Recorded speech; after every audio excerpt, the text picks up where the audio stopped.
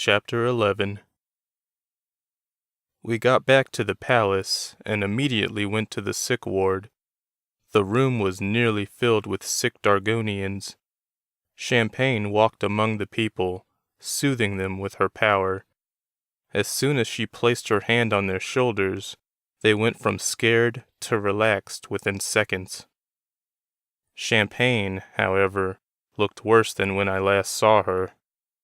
Her face was paler, and she needed help from Victor to walk. I walked up to them and asked how they were doing. "I'm fine, sugar cow," Champagne replied. "I just need to lie down for a while, regain my strength. Any luck on the second island?" I leaned against the table. "We found Dargonius." "That must have been a grisly sight," Victor said with a grin. "Did you find anything that will help with the plague?" I sighed. "I mean, we found Dargonius alive." I let that sink in for a second. Victor and Champagne looked shocked. "He said he is the only cure for the plague, but he'll only do it if we let him out of his prison. He's trapped in some kind of cage in the middle of a round room, surrounded by an acid pool." "You don't trust him?" Victor guessed. I looked at Anila, who was on the other side of the chamber, seeing to some of her sick people. "He said he would cure everyone on this island, but he would kill everyone else in the world. That was his plan before he was captured." "Well, that sounds like a crappy deal," he said, his grin vanishing. "Our lives aren't worth that of the rest of the world, honey," Champagne said. She said to Victor, "Help me lie down." He helped her up onto a bed against the wall.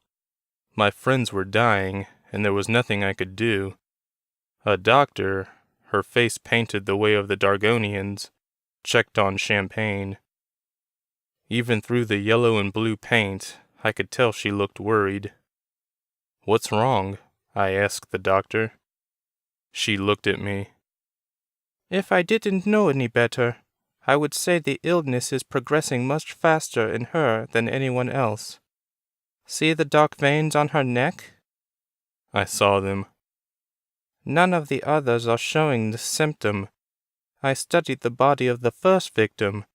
He looked much worse than this, but he had these same dark veins." "I remember," I said.